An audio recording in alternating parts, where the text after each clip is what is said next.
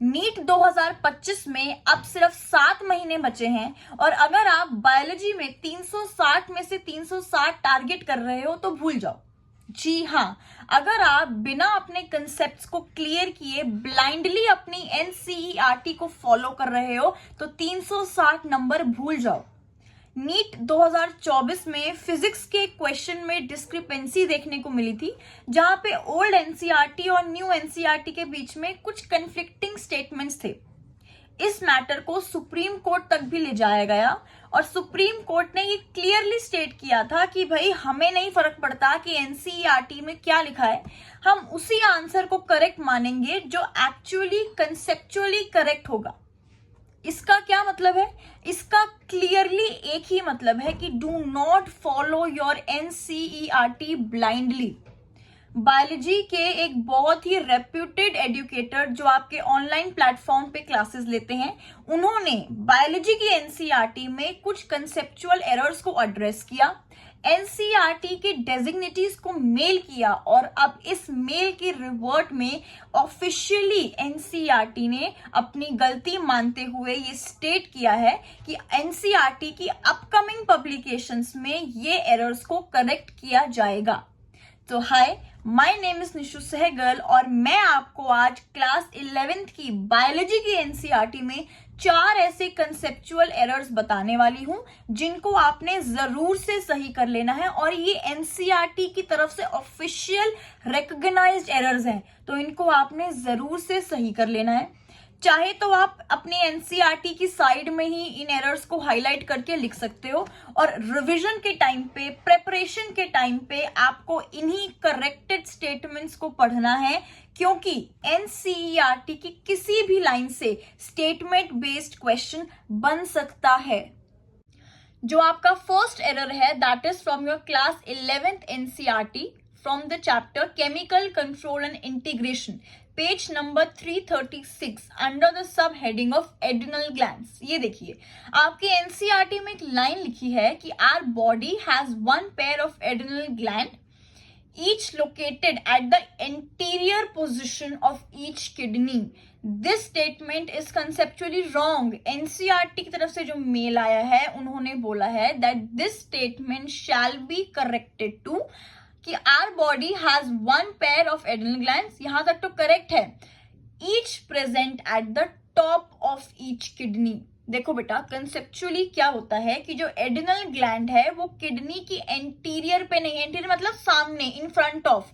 For example, ये अगर आपकी बॉडी है तो this is the anterior part of the body, front part of the body. तो जो एड्रिनल ग्लैंड है वो किडनी के फ्रंट में प्रेजेंट नहीं होते हैं, किडनी के ऊपर प्रेजेंट होते हैं, इसलिए हम इनको सुप्रारीनल ग्लैंड्स भी बोलते हैं because they are present at the top of the kidney. So इस स्टेटमेंट को आप हाईलाइट करके अपनी एनसीईआरटी में करेक्ट कर लीजिए। सेकेंड एरर जो है that is from the chapter locomotion and movement, page number 306 under the sub heading skeletal system. आपके एनसीईआरटी में ये लाइन लिखी है that a single U shaped bone called hyoid is present at the base of the buccal cavity and is also included in the skull. Wrong, very wrong.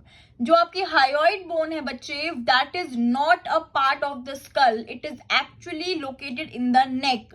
और इस statement को भी NCERT अपने mail में correct करती है that a single U-shaped bone called hyoid is present at the base of the buccal cavity। बस यहीं तक आपको इसको करेक्ट कर लेना है, ठीक है।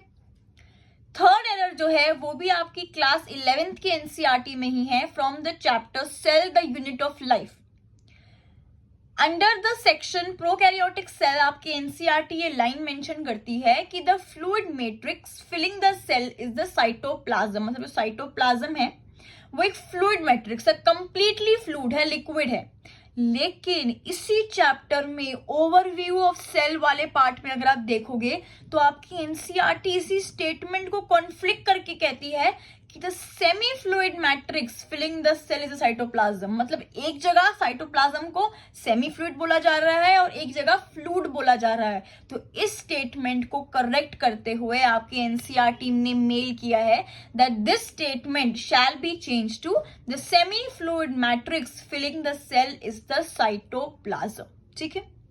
लास्ट जो कंसेप्चुअल एरर है that is from the chapter respiration in plants, page 161। इसमें अगर आप इस डायग्राम के बिल्कुल बराबर में देखोगे तो आपकी एनसीईआरटी मेंशन करती है कि 4 protons are used up for the production of 1 ATP, which is correct. एक एटीपी को बनने में 4 प्रोटॉन ही लगते हैं, लेकिन आप इसके एडजेसेंट वाला डायग्राम देखोगे अगर, तो उन्होंने यहाँ पर 2H+ लिखा है, तो इसको करेक्ट कर आप 4H+ कर लीजिएगा। ऐसे ही और छोटे छोटे एरर्स और बेटा आपके एनसीईआरटी में हैं, जिनका ऑफिशियली रिवर्ट अभी नहीं आया है एनसीईआरटी की तरफ से। एज एंड व्हेन रिवर्ट आता है आपके पास करेक्ट टाइम पे विद करेक्ट इंफॉर्मेशन वीडियोस आती रहेंगी। बच्चे ये जो करेक्टेड स्टेटमेंट्स अगर एनसीईआरटी की तरफ से आई है ना, तो मतलब कहीं ना कहीं चांसेस बढ़ जाएंगे कि इन स्टेटमेंट से, इन करेक्टेड स्टेटमेंट से शायद आपके नीट 2025 में एक आधा स्टेटमेंट बेस्ड क्वेश्चन देखने को मिल सकता है। सो इनको ध्यान से प्रिपरेशन के टाइम पे सही स्टेटमेंट ही आपने याद करनी है। और एनसीईआरटी ने क्लियरली ये भी बताया है दैट जो भी अब अगली जो अपकमिंग पब्लिकेशन है एनसीईआरटी की, उसमें ये सारी करेक्टेड एरर्स रिफ्लेक्ट होंगे। इसका मतलब हमें इन फ्यूचर एक और नई एनसीईआरटी के लिए रेडी रहना चाहिए।